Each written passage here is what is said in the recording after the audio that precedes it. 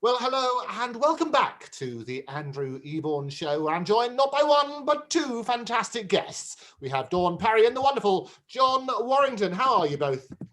Hello, I'm very well. Thank you very much, Andrew. How are you, John?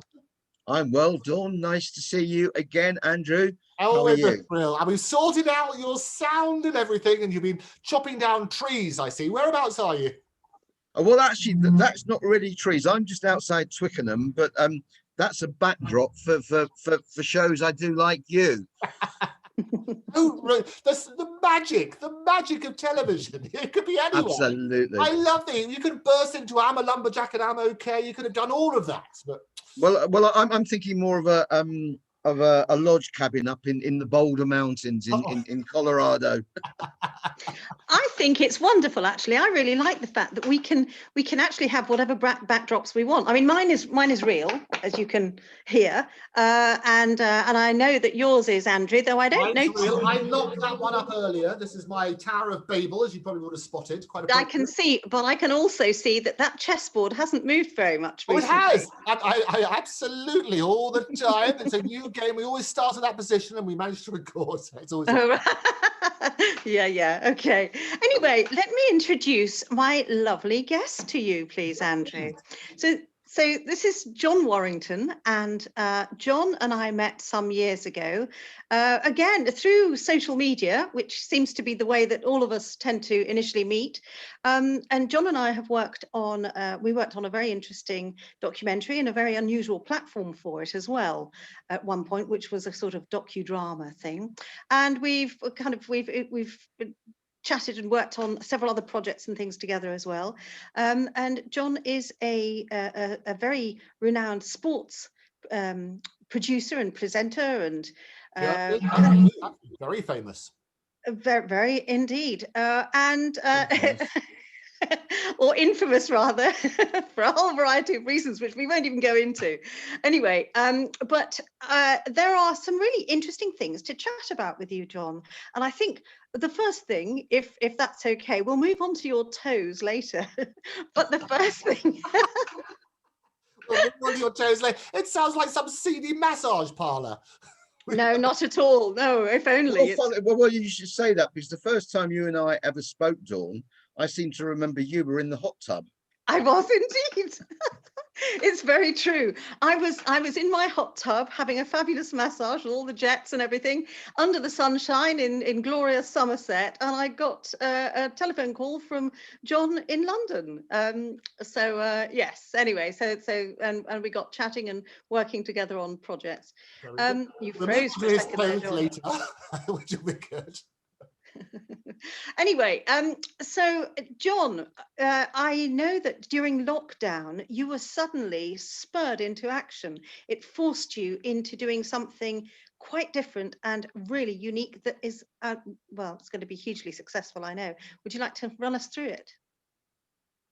Well, yeah, thanks, Dawn.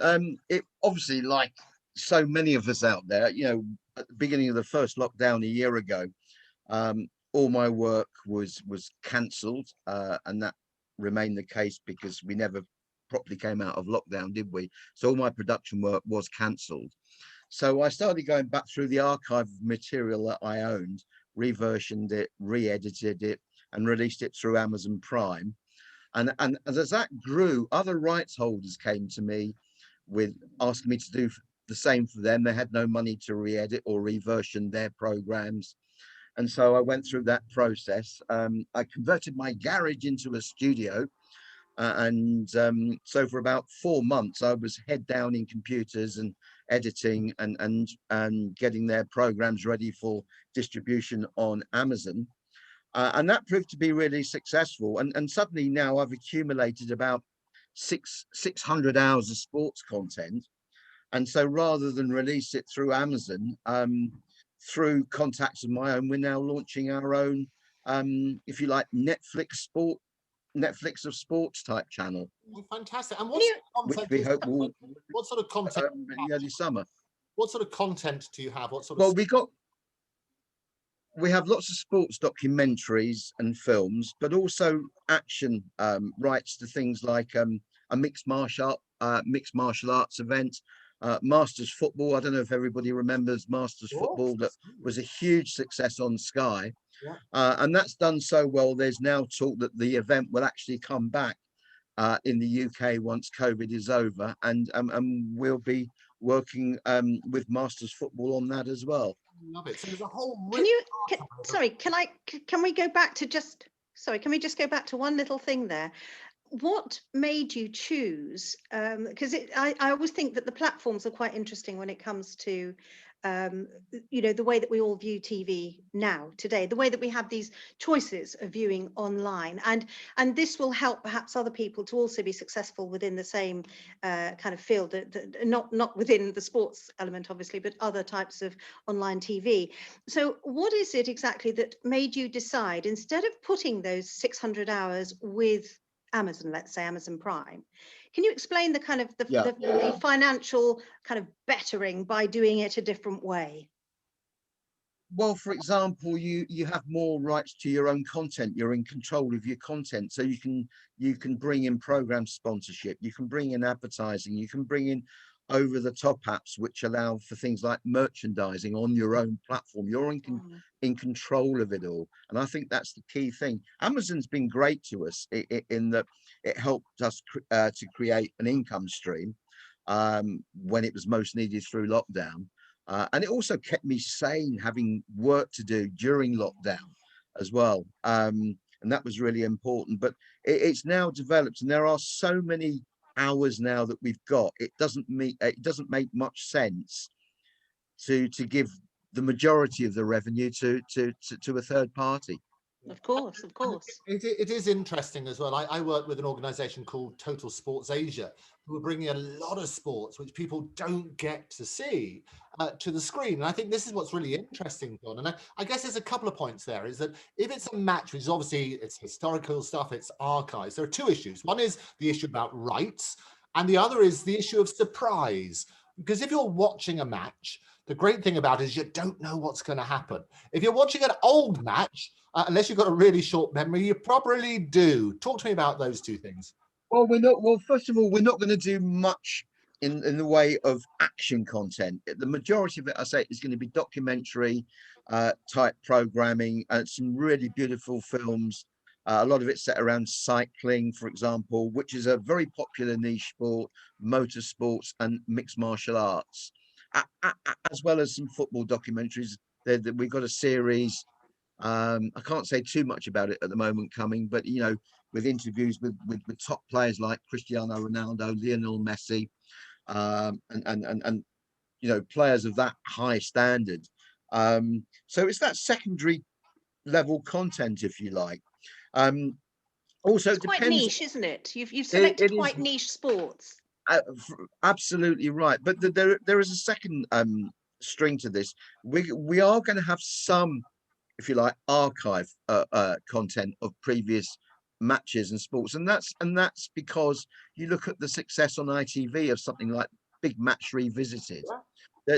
So there will be this nostalgic section as well. Classic boxing. We've already got the rights to the Hatton Mayweather fight. I produced a documentary around that back in 2007, which has the whole fight in it, and that's actually been running on Amazon Prime and has done extraordinarily well. It's had something in the year it's been up, it's had something like 1.5 million viewers.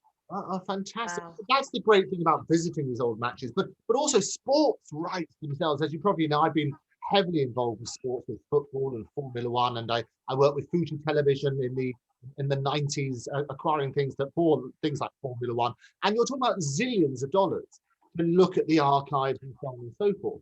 And I think it's really good where you're doing, as you point, sort of secondary content, where you are interviewing people, not just shining spotlights on some minority sports like cycling. They had cycling TV at one stage, which did very well. But also being able to shine a spotlight on some of the champions, if you like, the gladiators of the sports, and have these in-depth conversations. No, absolutely right. But you struck a point there. There was once, a cycling TV, and I think some of these sports on their own don't necessarily make an individual channel for that sport to this sort of scale viable. But by amalgamating them together, then I think there's that gives all of these types of sports a greater opportunity to get that coverage they deserve. Fantastic. It's a fantastic thing as well. And people are missing live sporting events, aren't they? I mean, the Tokyo Olympics are still saying we're going to do it on the 23rd of July. There's still the hope for that. The clock has been reset and there is that countdown. What do you think is going to happen? I think it's a difficult one. I'm not sure how advanced they are with their vaccination program in Japan, for example. But then I look at what's happened with the Australian Tennis Open. How many players are involved with that? A couple of hundred.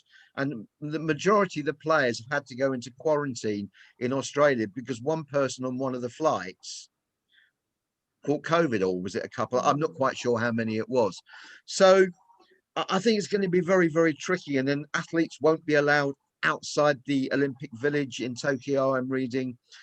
And as soon as their event is finished, they're going to have to go straight home. Personally, for me, I would prefer to see these international events, which involves a great deal of travel. And I know it's already been shifted back once, but I personally think it would be far better to shift everything back by 1 more year. The biggest problem, though, is the effect on the economy. And we talk about it for all sorts of professions. And we've had a lot of musicians on the show and concerts cancelled. Sport is a multi-zillion-dollar business. And the throbbing heart of the sport is live action and getting crowds and feeling the energy of the crowd. The mental health of the nation as a result of missing out on sport is pretty horrendous, isn't it? Well, I think that's where the Premier League has done a great, and the Championship and the Football League. I think you're right. I know there's been some criticism from some quarters, but you're right. You're absolutely right. I think it gives us something to look forward to. And I'm actually watching other teams play now, which I didn't used to do. I'm a Manchester United fan. And so I was only interested in the past in United games. But now I'm watching everything that's been thrown at us because, with my son, we pick a side to support, normally one that will help Manchester United if the result goes their way. And so, yeah, you're absolutely right. But I'm not so sure about the international fixtures. I think where it involves travel, where it does involve international travel, I think keeping it national, your only national leagues running is one thing, but all the international travel at the moment, I'm not sure if it's a good idea. I think you're absolutely right, actually. And I think it is, again, it's quite a different thing, I think, to musicians, certainly within our own country, because, there are platforms like This Is Now TV, for example, where artists, can go on the show there, and people like you and I can buy a show and watch it online, and that money goes to the artists and is distributed equally among them, which is a great idea. But I think when it comes to international sports, people play in teams. The minute one team member takes that risk of going abroad or going on an aircraft or whatever, you're talking about spreading a disease that has given its best attempt at wiping out our planet. So I think it is not a bad idea to hold off certainly things like team sports internationally being played around the world 1 more year. Let's clean this up, because we can't afford to keep having pandemics. Who'd have thought a year ago? Yeah, you're absolutely right. And in the meantime, while people are waiting to be able to go to sports, they can go over to John's fantastic channel. How can they find you, John? Well, no, it's not going to be. The actual channel is not going to be launched until the early summer. We're still the platform is still being built, but it will be available on all smart TV, Samsung's, LG, Roku Fire Sticks, Amazon Fire Sticks. It's going to be called the Crafty Sports Channel with a K. In the meantime, we've got plenty of content on Amazon Prime. Content as well. And we're actually there's crafty with a K. We should make it clear. Crafty with a K, as in US crafty. But there's one thing I would like to say. This week, it's tomorrow, we're re-releasing a video we did back in 1995. It was a production of the George Best and Rodney Marsh Rhodes show called Drugs, Mugs and Thugs, a review of the 94-95 football season. Great nostalgia. Jack Charlton's on it, John Fashanu, Henry Cooper, Paul Elliott. but all the money from the royalties are going 100% to two charities. 50% of the royalties are going to Parkinson's UK in George's memory, something that George's sister Barbara McNary suffers from and has done for a number of years, and we know George would have liked that. And then the other 50% is going to the Jeff Astle Foundation, which is looking into the connection between dementia and heading of football. And you know, George played against Jeff Astle many times, and Jack Charlton, who was on the show, passed away sadly from dementia last year, as did George's friend and teammate Nobby Stiles, and it's been announced Bobby Charlton also has it. So yeah, watch Drugs, Mugs and Thugs. It's free to Amazon subscribers, but everybody who watch it means more money to these two great charities. Fantastic. Wonderful. I love that. Well, before you go, Drugs, Mugs, No. you've got to talk about, oh no, I'm not going to let you get away with that. Toes. I know, that's Yes. I was just introducing you to, you can't do the sandwich without your toes. So I'll let Dawn introduce the story. Go for it. Okay, well, I suddenly spotted something about 18 months ago, and it went right through me. It was John having put a post up. Basically, he was on his way into hospital. He had managed to chop off all his toes on one foot, a gardening incident. Yes. Take it away, John. Well, it was a lovely sunny bank holiday weekend, and I thought I'd get the lawnmower out, and I was moving some pot plants out of the way, and yeah, and I stumbled. I'm actually quite known to be accident prone, and you know, somebody who trips over nothing, but I managed to trip over, and as you do when you feel yourself falling, you grab the nearest thing to try and hold yourself up. It's a reflex instinct. So what I did, I grabbed the actual lawnmower, and with these lawnmowers, the power handle goes around the inside of the main handle, and so I've triggered it, and as I've fallen backwards, the lawnmower's come up, and then gravity's brought it back down on top of my foot. I have to say, I didn't feel a thing. I really didn't feel a thing. But it's when I looked across and I saw my big toe lying about 3 or 4 feet away. I knew that I was in trouble. Oh no! Well, they were 3 or 4 feet, Andrew, because they were propelled. They were propelled. Well, no, it was the juxtaposition of toes and feet. But I think the principle, but horrendous. You're right, the adrenaline flowing through at that moment, you probably didn't feel it until much later. Well, thankfully, the medication, you know, the ambulance was about an hour. I didn't really feel a thing. My son came running round. He was in such a state of shock himself, and then said, right, go and get some neighbours, go and get some help. And they all came out. Everybody was sort of panicking, and obviously it's not a pleasant sight to be met with. So while everyone else was panicking, I thought, well, to get through this, I'm going to have to stay calm because everybody else is panicking. So I was sort of directing operations, lift my foot up, get something to tourniquet my ankle to stop my foot to stop the blood, and go and get me a cup of tea, give me a cigarette, you know. So I was directing operations, if you like, and yeah, it was only sort of later, in fact months later, it really had an impact on me. I got diagnosed with a minor case of post-traumatic stress syndrome. Hardly any wonder, John. No, it was difficult, and it was things that I couldn't do. You know, I was at the time, I was still involved in football coaching. And so that all had to go. I did try and go back, but I found it too difficult. And it's only really in the last few months that I've been able to walk any distance without any real pain. So John, when you lose, they often say if you lose a finger or something like that, you put it in ice, and they might be able to reconnect it at the hospital. Yeah. Was that possible in your case? Well, no, I did instruct. My son couldn't do it without help, but God love him. He did. In fact, he did find one of the toes, but I instructed them to go to the freezer and get a bag of peas out and put all the toes in, but they were too badly mashed. But you can see it all, because coincidentally on the day that I was rushed into St George's Hospital that morning or afternoon, they were filming for 24 hours in A&E. I was going to say Channel 4 coming up on February the 9th. So you're a week today, 9 o'clock. You'll be able to see the whole story. I've no idea what they filmed. I haven't seen the episode.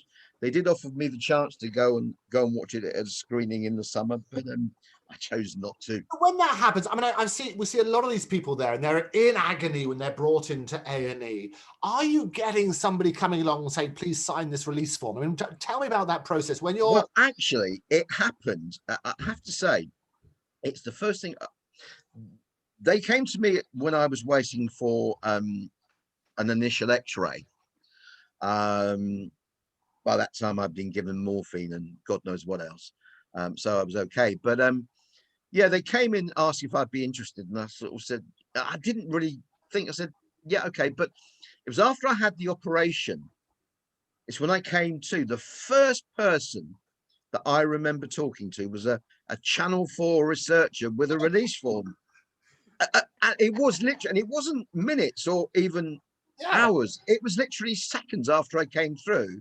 I had a clipboard shoved under my face and a pen given to me. I always wonder that, as I say, all the patients in there, and some of them are going through terrible things, and you went through a terrible thing, and you're there and being filmed, and it's actually, I mean, I get it. People love that sort of voyeuristic way of seeing what happened, and it's a fascinating tale, but it's also a little bit intrusive, isn't it? To be honest, yes, it is. But there again, I'm a producer myself, and I guess if I'd been as a producer and my researcher had been confronted with an opportunity like that, for want of a better phrase, then I would probably instruct them to do that. Oh no, I get it. I'm not blaming them at all. That's the fascinating thing. But it is always and St George's is a fantastic hospital. As a producer yourself, were you tempted to direct them as well as to how to film your chopped off toes? That was the first thing I said to them, because they, when I was a bit more compos mentis, they had a chat with me about my background. I told them what I do for a living, and I said, listen, I don't like being a backseat driver. I really don't. So I said, listen, I won't get him. If you want to use it, if you're going to use it, fine. But this is what I do. But I'm not a backseat driver. You get on and do what you want. I think that's the only way to do it. It's very difficult, isn't it? Well, can I ask you, did you lose loads of blood when you lost your toes? Apart from the initial blood coming out, no, because I did realize what had happened so quickly, and so the fact that I had a tourniquet and I got, literally somebody was taking, because my leg's quite heavy, and I suppose all of our legs are quite heavy, but people will take it in turns to hold my leg up in the air to stop the blood flowing. I have to say, as a testament to this man, he is very calm. I love the image that I can totally get of him having lost his toes, instructing to get peas, instructing the camera crew, doing all of that. It's brilliant. John, just finally then, how has it affected your life now? Well, I put on a lot of weight again. Do you do much gardening? Do you do much gardening now? I do, and I still do mow the lawn. And it's interesting you say that, because about a year after it happened, I was sitting in the garden one beautiful sunny morning, and there was, this, we all love the smell of freshly cut grass, and that's what I could smell when I went outside, and I could hear the hum of lawnmowers in the distance. And at first I thought I could feel myself going into some sort of, not panic, but I'm starting to shake a little bit. I thought, I'm not going to let this become a problem. So instead of going inside and shutting the sounds and the smells, I went and got the lawnmower and cut the grass. It was like, getting back onto the horse after a fall. It was the only way to deal with it. Well done.